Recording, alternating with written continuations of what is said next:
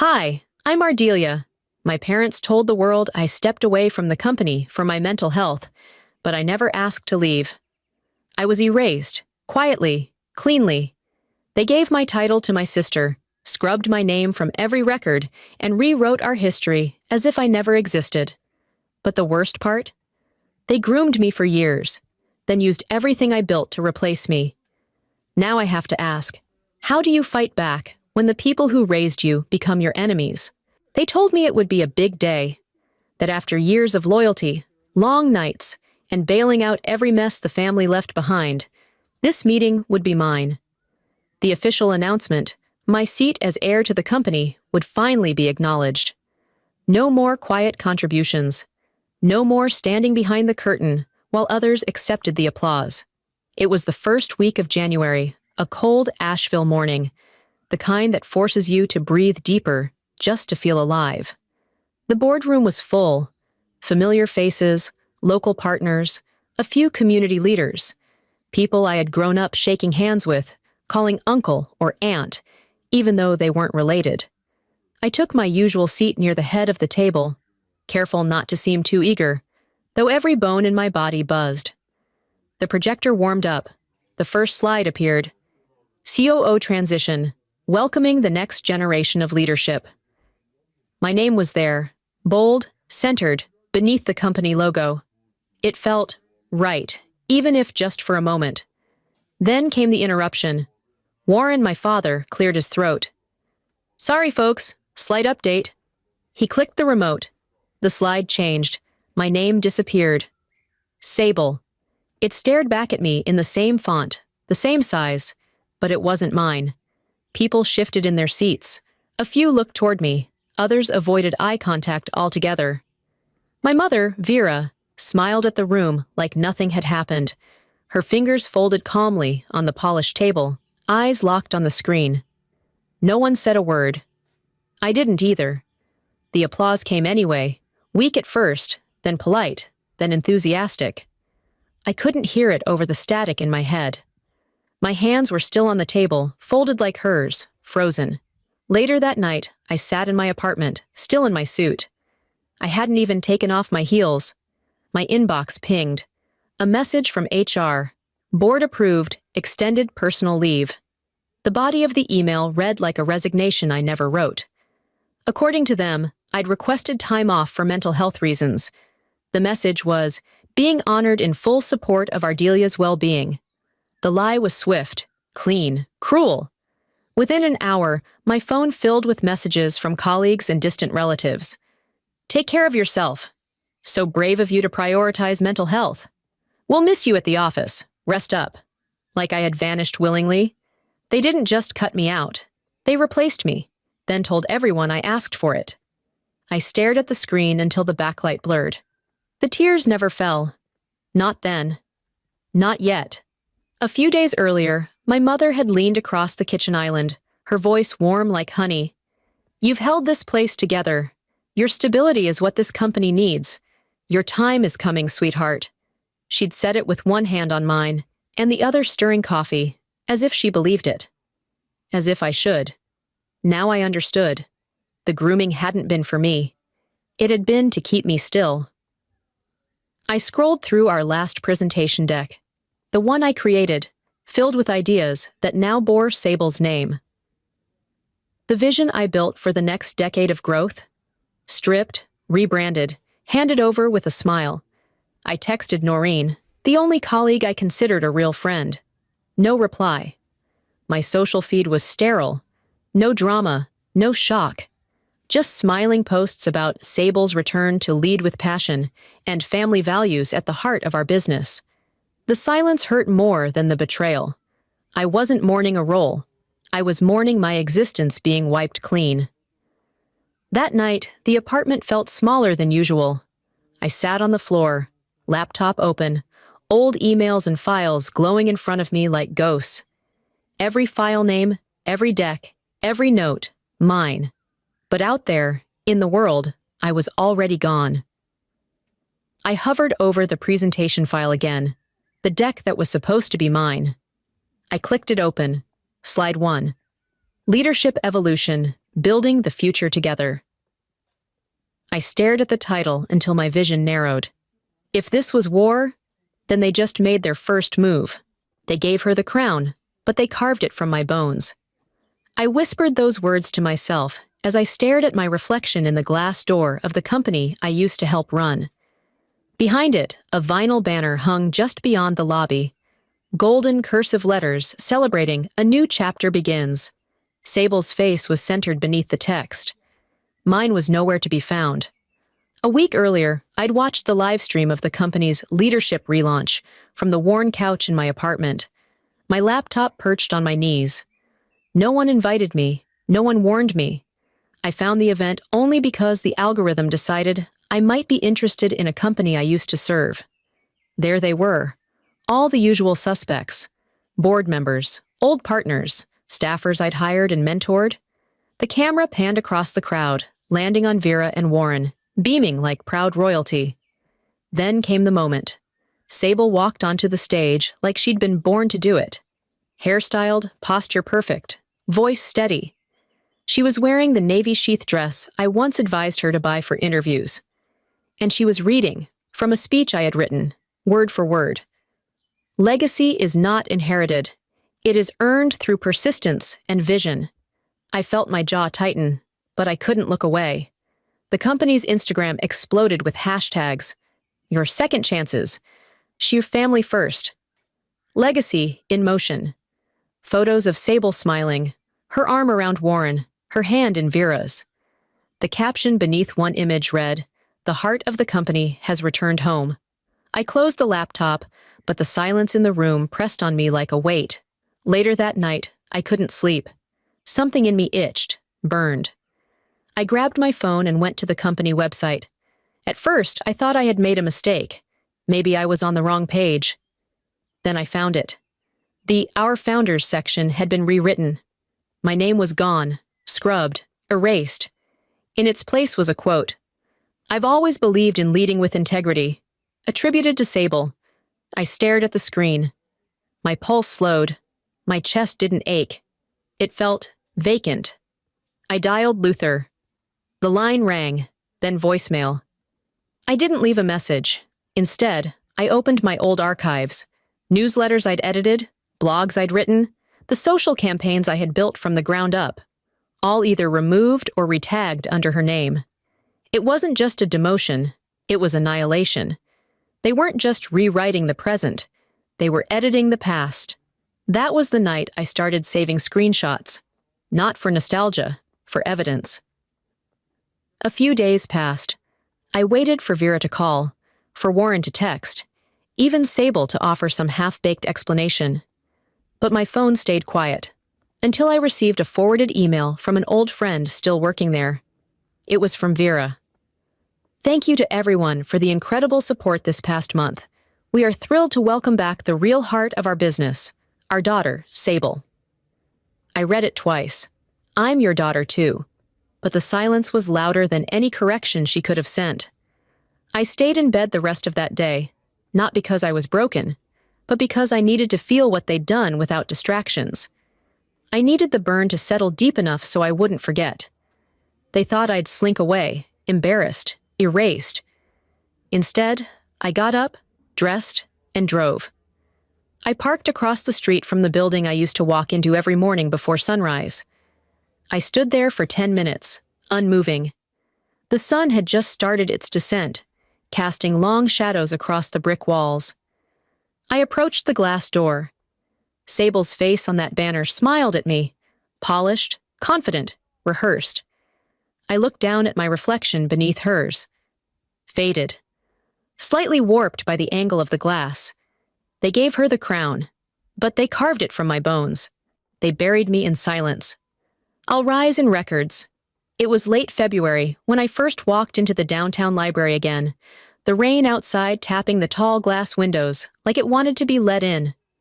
The place smelled the same: dust, old paper, that odd lemony cleaner they always overused. This library had hosted my proudest public exhibit once, a tribute to local businesswomen who built their names without marrying into them. My face had been on that wall back then, smiling, standing next to the family logo I helped redesign. Today, that display was gone. In its place, a wall of donors, with names etched in gold beneath polished plaques. The company's plaque remained, but the bio had changed. Spearheaded by Sable, whose strategic leadership elevated the company's role in community development. I stood there, umbrella dripping, reading those lines over and over until the words lost meaning. No mention of me, not one. Later that evening, while I sipped lukewarm coffee from a chipped mug in my apartment, a video popped up in my inbox, forwarded by an old college friend who hadn't realized how loaded it would be. "Thought you'd enjoy this blast from the past," she wrote. It was a professionally edited recap of the company's 30th anniversary gala. Music swelling, champagne glasses raised, close-ups of smiling interns, a wide angle of Warren giving a toast with Vera standing proud by his side. Sable took the mic, laughing about finding her way back to where she always belonged. Everyone was there, everyone but me. The camera panned across a photo collage on display at the event. In it were vendor handshakes, ribbon cuttings, award nights. I remembered that collage. I had built the timeline, selected every photo, ensured every detail was authentic. They had remade it. I was nowhere. In the background of the video, I caught a guest whispering to someone beside them, "Wasn't she part of this?" That question echoed in my mind long after the video ended. I couldn't sleep. I searched for the article I'd once seen featured on a regional business site, the one that covered our early growth phase. After a few clicks, I found it. The headline, "The Faces Behind a Family Empire." A full-page spread, photos, quotes, brand colors I had helped choose. And there it was, the group shot I had arranged 3 years ago, standing on the grand staircase of our main office, staff lined up by seniority. I remembered directing the photographer to take it from a slight angle to catch the gold plaque behind us. In the version I now stared at, the angle was cropped. I was gone. Sable was centered. The caption below read, "Company leadership, driven forward by Sable's renewed vision." I didn't feel angry. I didn't cry. I just sat very, very still. This wasn't disappointment anymore. It was grief. Not the kind you wail over at funerals, but the kind you carry in your chest like an unanswered question. They didn't just take the company. They were unmaking me. I whispered to the silence, "If they want a ghost, I'll show them what a ghost can do." I stood up, turned on every light in the apartment, and opened my laptop. Every drive, every folder, every receipt. I began screenshotting everything I had ever touched in the company. Campaign emails, initial logo drafts, pitch documents, memos with my edits. By morning, I had organized them into folders labeled by year. Then I bought a new hard drive. I named the master folder, Proof of Life. I started reading case studies, copyright cases, IP theft, internal fraud. The more I read, the more I realized how much they had left behind in their rush to replace me. 1 week later, I printed that staircase group photo, the one they had published without me. I took a penknife from the drawer and sliced around the space where I had stood. My hands were steady. I pinned it to the corkboard above my desk. Then I circled Sable's face with a red marker. They buried me in silence. I'll rise in records. I stopped expecting cake a long time ago. March drifted in without notice, and with it, another birthday I didn't mark. No text from Vera. No stiff voicemail from Warren. Not even a passive-aggressive meme from Sable. The calendar flipped, the day passed, and I spent it walking laps around Pack Square Park under a gray sky that looked just as tired as I felt. A child's birthday party was underway on the lawn, balloons tied to a picnic table, bright frosting smeared across tiny cheeks. A man with a red paper crown bent down to whisper in his daughter's ear, and she laughed loud enough to echo off the courthouse wall. I stood by a bench and watched until my coffee went cold. I don't think I blinked. Later that week, the weather cleared. I went to the community fair out of habit more than desire. I walked past a booth selling handmade jams when I spotted her. Sable's daughter, my niece. She was with her school group, maybe 3rd or 4th grade by now. She recognized me. Her eyes widened, then narrowed. I took one step forward, just enough to show I wasn't hiding. But before I could open my mouth, she said, "Mom told me not to talk to you." I stopped. "She said you used to work for Grandma, but did something bad, that you're not supposed to come around anymore." My throat tightened, but I nodded. "Okay," I said gently. "I understand." She tilted her head. "Did you do something bad?" I wanted to say, "I built that company." I wanted to say, "Ask your mother what she's afraid of." But instead, I smiled, just barely. "Not in the way you think." I walked away before my hands started shaking. By Friday, I had a lunch meeting scheduled with a former partner I'd brought into the company years ago. She had recently launched a green tech startup, and we'd exchanged emails about potential collaboration. 10 minutes before our reservation, she canceled. No explanation, just a text. "Can't make it today. Sorry." I waited an hour anyway, sitting by the window of the cafe, watching people pass by. Then I called. She answered with a sigh. "Ardelia." I didn't want to say anything, but Vera reached out, said it might not be professional to associate, that you're in a fragile place right now. Fragile? She said you'd been struggling, that you're unstable. I swallowed hard, pressing the phone tighter against my ear. "Thank you for your honesty." "I'm sorry, I really am." I ended the call, left cash on the table, walked to my car, and slammed the door harder than I meant to. Then I screamed. It wasn't loud, it wasn't violent. It was the kind of scream that presses against your lungs like a second set of ribs, desperate to crack through. I hit record on my phone. My voice was calm, flat, cold. They didn't just cut me out. They're cutting me down, replacing me in public, erasing me in private, and now poisoning anyone who dares take my call. I paused, staring at my own reflection in the rearview mirror. Stop mourning. Start moving.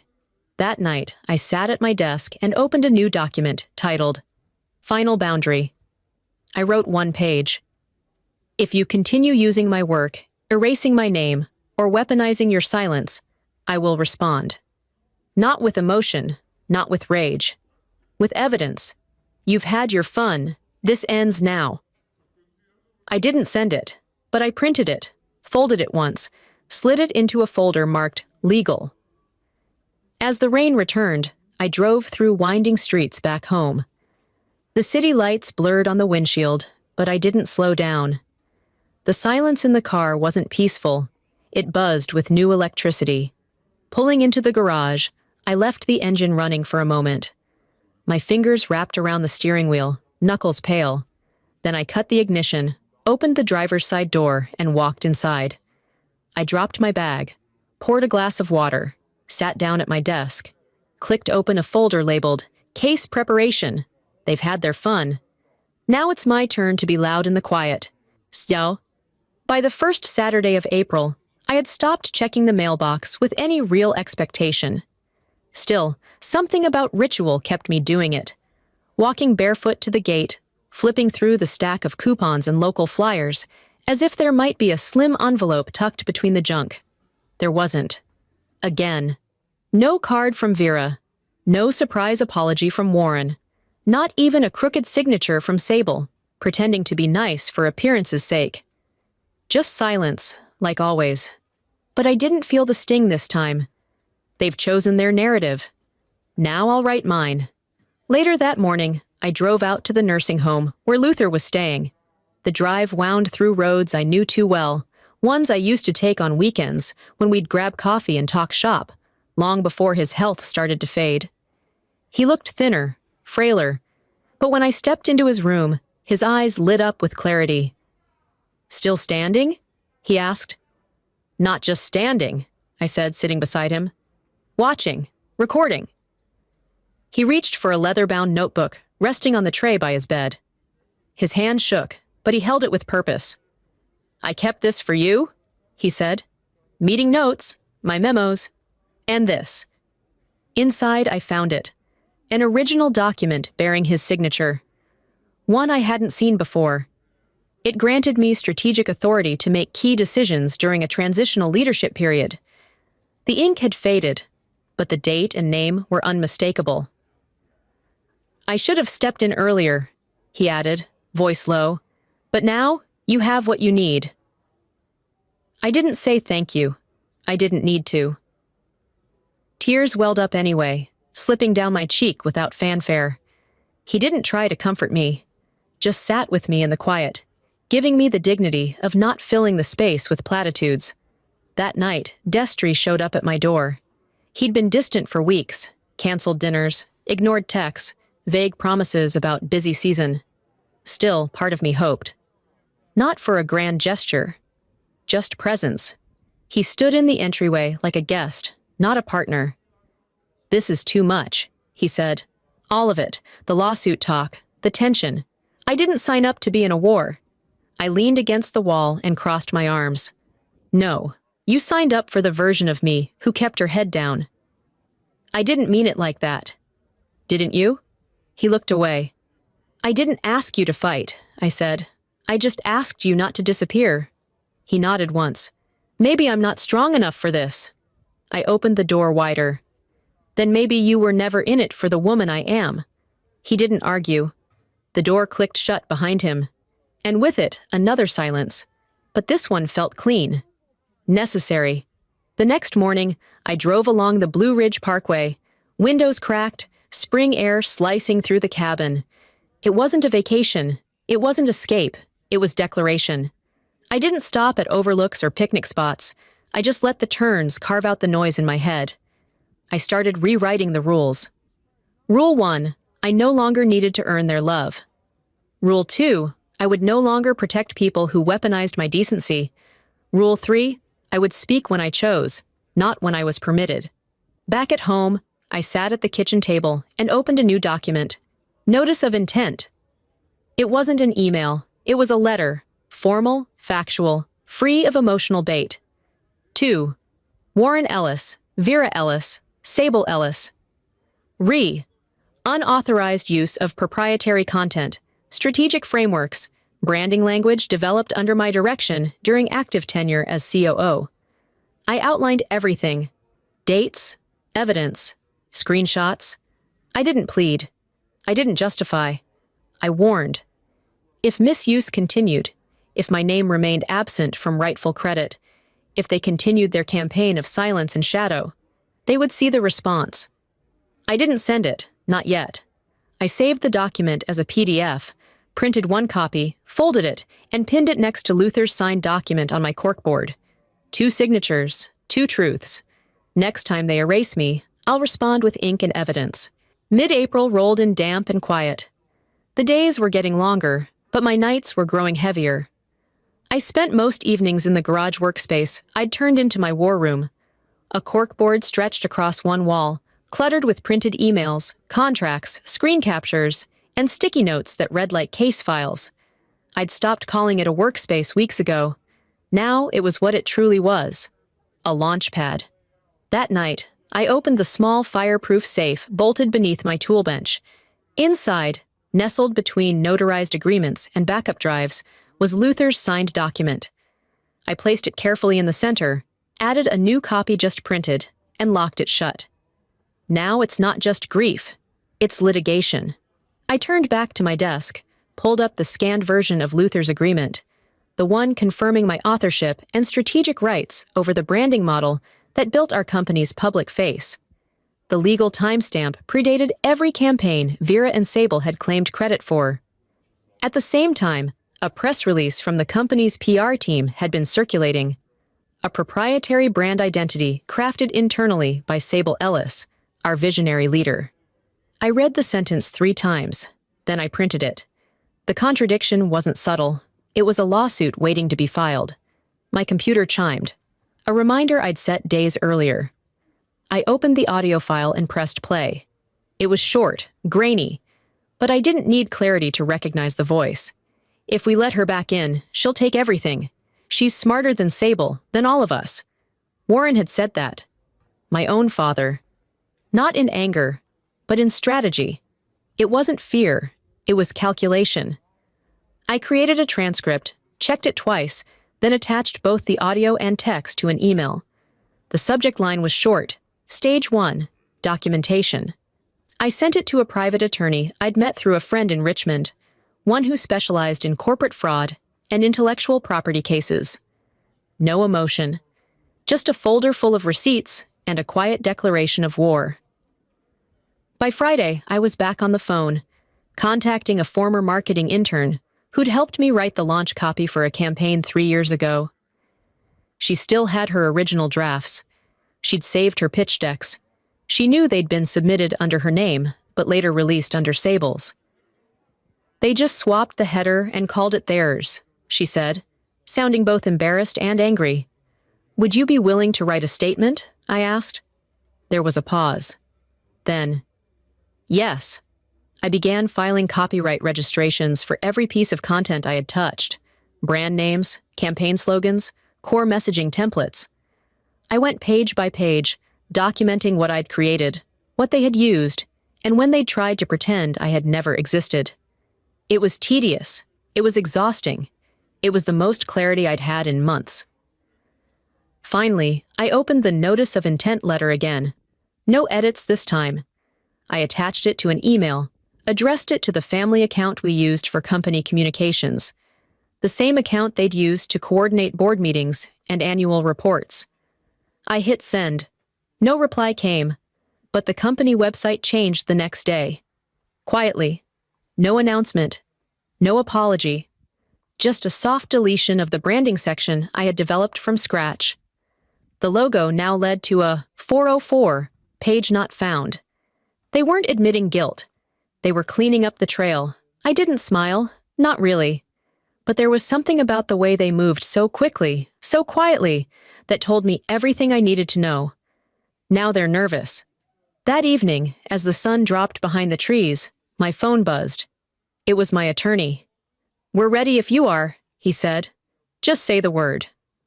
I closed my laptop slowly, stood in front of the mirror hanging above the desk, and took a breath. Let's begin. The envelope was already damp when I picked it up from the porch. It hadn't rained the night before, which meant it had been placed in the early hours. Quiet, intentional. No name on the front, just my address, written in shaky black ink. Inside, a single photograph.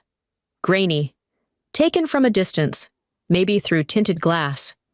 It showed me sitting in a booth at the law firm 2 days ago, folder open, lips mid-sentence. Tucked behind the photo was a note. You'll regret dragging this family into mud. No name, no signature, just cowardice. I stood in my kitchen, kettle whistling behind me, the paper still clenched in my hand. The silence wasn't empty. It rang. That afternoon, while organizing files for my next filing round, a notification buzzed across my phone. My name was trending locally. I clicked through. A former coworker, Marla, had posted a thread accusing me of manipulative, emotionally hostile leadership. She claimed I ruled through guilt and passive aggression, and that she left the company because of my toxicity. Marla had been fired by Vera 3 years ago, not by me. Vera had accused her of leaking financial documents to an investor group, and I had spoken up on her behalf, even argued to keep her on the team until the investigation was complete. But the comments didn't know that. The story spread fast. I said nothing. 2 days later, I uploaded a short video. It was from our old security system at the office, one I still had access to at the time. The footage showed Marla in my office, crying. I was leaning forward, gently telling her, I don't think you did anything wrong. I think you're being made into a scapegoat. The camera angle was wide, the audio imperfect, but the tone was unmistakable. I wasn't accusing, I was defending. I let the footage speak. Within an hour, Marla deleted her post. 2 hours later, her account vanished. The public didn't cheer, they didn't apologize. But the silence shifted. Turns out the villain isn't her, someone commented. No one liked it, but it stayed up. That evening, my phone buzzed again. Noreen. I hadn't heard from her since the day I left the office. She sent a screenshot, an invoice, professional consultation with Ellis Legacy brand, signed by Sable. Her rate was higher than mine had ever been. My fingers hovered over the keyboard. No anger, just understanding. She hadn't been waiting. She'd already picked her side. They didn't abandon me because they were uncertain. They left because loyalty was profitable elsewhere. Vera released a press statement the next morning. A paragraph and a half, vague enough to feel benign. We respect the privacy of all parties. At this time, we're choosing not to engage in rumors and drama. Our focus remains on moving forward. I read it twice, then printed it. The tactic was familiar. Neutrality as a weapon. Dismissal dressed up as maturity. I opened a new blog post. The title came instantly. Silence is how they win. I didn't write about betrayal. I wrote about pattern, about how institutions erase voices by pretending not to hear them. That night, I sat with every file spread out across my garage table. Case documents, emails, audio transcripts. The corkboard had grown. I added a new page, Key Patterns of Public Gaslighting, voiceover in my head. This isn't defamation, it's a defense. I recorded a video, one camera, no music, just me, seated, reading facts. No blame, no emotion, just the truth. I uploaded it before sunrise. By noon, it had 3,000 views. Local blogs picked it up. One journalist emailed. Another asked for a quote. I didn't reply. I was already drafting the next move. A formal cease and desist. The first of many. They taught me to be polite. Now I'm teaching them to be honest. 2 weeks had passed since I released the video, and for the first time in months, I walked into a coffee shop and didn't shrink. I didn't keep my head down, didn't check behind me. I just stood in line. At a corner table, a trio of retirees chatted about gardening and city council meetings. Then, one of them lowered her voice and said, "You hear what happened at the Ellis Company? Turns out everything that girl said might be true." They didn't notice me, but for the first time, it didn't matter. I wasn't invisible anymore. I was untouchable, and not in the way they had tried to make me. When I got home, there was an email waiting, from Alton. I hadn't heard from him since he left the company. He had been a quiet assistant in the legal department, the kind of person people underestimated because he didn't make eye contact during meetings. But he always paid attention. The email was encrypted. The message was brief. "I figured you might need this someday." I backed it up before they wiped the server. Attached were 2 files. 1. A scanned PDF of the internal order Warren had signed, instructing the legal team to scrub my name from all legacy documents and branding ownership records. 2. A video clip showing Sable signing the same order, smiling. The timestamps were clear, the signatures were unmistakable, and the intent was damning. I didn't cry. I didn't tremble. I didn't even blink. I forwarded it to my lawyer with 3 words: time to file. Then I opened a browser tab, logged into the site I'd been quietly building for months, and hit publish. My own company, my own name. My first post went up, a breakdown of brand trust and ethics in leadership. I didn't name names. I didn't have to. It carried my voice, my proof, my perspective. No platforms shared it. No congratulatory emails landed in my inbox. But something did happen. The Ellis Company removed every article, image, or video that had ever featured my words or credited my designs. They didn't fight back. They tried to vanish the connection instead. I documented it all. Screenshots, date stamps, before and after comparisons.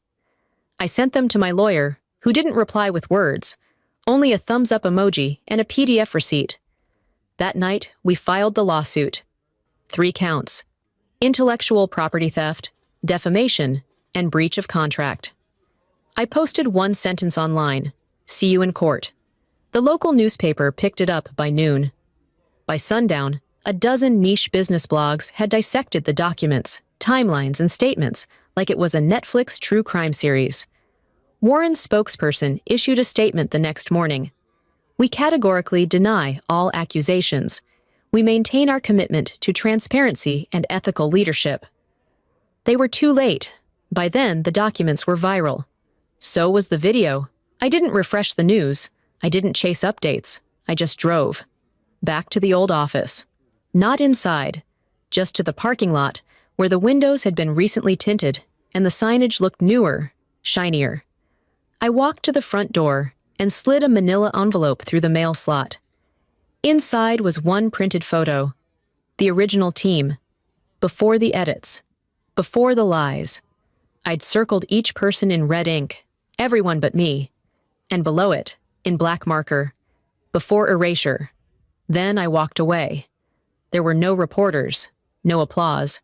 Just me, stepping off the curb, shoes clicking against concrete. Outside the courthouse, days later, I met my lawyer for the first hearing. The air was thick with pollen and tension. I stepped onto the pavement, folder in hand, heels steady, chin up. Across the street, Vera stood beneath the shade of a flowering dogwood tree. She didn't wave. Neither did I. We just looked. They built an empire on my silence. I learned how to sharpen it. By mid-May, Asheville had already begun to shed the chill of spring. Dogwoods bloomed along sidewalks, and the courthouse steps no longer felt so cold under my heels. The air carried the scent of cut grass and the murmur of small talk. About weather, about gardening, about me. The local paper updated its coverage. My name appeared not in passing or implication, but plainly, Ardelia Ellis. Former COO wins IP settlement in dispute over brand authorship. They didn't call it a scandal this time. They called it a reckoning. Rumors floated like pollen. Warren and Vera were preparing to leave town. Their house on Montfort Avenue had been quietly listed. The building that once bore our family's name now had a temporary sign, awaiting new ownership. I passed it on my morning walk. The logo had faded under the sun. I didn't stop. The case never reached trial. My legal team moved quickly, and theirs folded quicker. They didn't want discovery. They didn't want depositions. They didn't want the public to hear Warren admit I was smarter than Sable on tape. So we settled. They issued a statement. Not an apology, just paperwork. It clarified my authorship of all disputed materials. It awarded me back credit on published works, and a financial figure high enough to open a door, but not enough to buy silence. They wanted the story to end, but I wasn't looking for revenge, just a record. Back home, I pulled out the anniversary video again, the one that had once hollowed my chest. Now I watched it like a parody.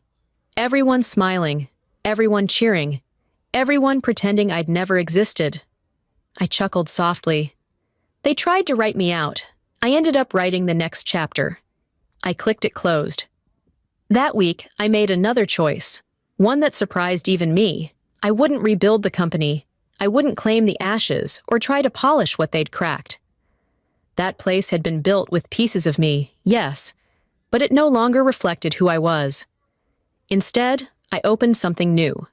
A mentorship program, small grants, seed money, office hours on Wednesdays.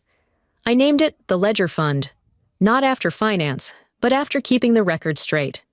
It was for women who were told they were too ambitious, too loud, too much. The ones who were erased in meeting rooms or given credit only when they were no longer around to claim it. I received a package the day after the settlement cleared. The return address was Luther's. I opened it slowly, carefully. Inside, a simple envelope with a note dated 2 months before he passed. "If you're reading this," he wrote, "then you already know what you were always capable of. I'm sorry it took the rest of us so long." I didn't sob. I didn't curl up. I just let the tears fall, quiet and full. They weren't tears of loss. They were release. I carried his letter in my bag that Friday to the community garden ribbon cutting. We'd funded it through the Ledger's first grant. A dozen women stood before poster boards, pitching ideas, bakery co-ops, sewing workshops, a bilingual tutoring center. I watched them, all of them, strong, unafraid. A familiar face passed me in the crowd, an old colleague from marketing. She paused, Nodded. You did what most of us only dream of. I smiled. I stopped dreaming. I started documenting. As the event wrapped, I folded Luther's letter and tucked it into the back of my journal. I didn't read it again. I didn't need to. The wound isn't closed, but the scar is mine now, and it shines in sunlight. Looking back, I didn't set out to fight. I only wanted to be seen, to be acknowledged for what I had given and what was taken. But life has a way of asking, who are you when no one claps? What do you do when no one's watching? That's when the real work begins. If there's one thing I've learned, it's this. Silence may be heavy, but your voice is always worth using. Don't wait for someone to hand you a platform. Build your own. Document your truth. Protect your name, your ideas, your story, because no one else will do it like you can. I hope this story reminds you that justice doesn't always wear armor or carry a loudspeaker. Sometimes it sits quietly in a folder, waits patiently in the shadows, and speaks when the time is right. Now I want to hear from you. Have you ever been pushed aside by the very people who were supposed to lift you up? What would you say to someone who's facing what you faced? If this video spoke to your heart, drop a 1 in the comments, or let me know where you're tuning in from. And if it didn't resonate with you, I'd love to hear why. Let's talk about it. Where are you watching this story?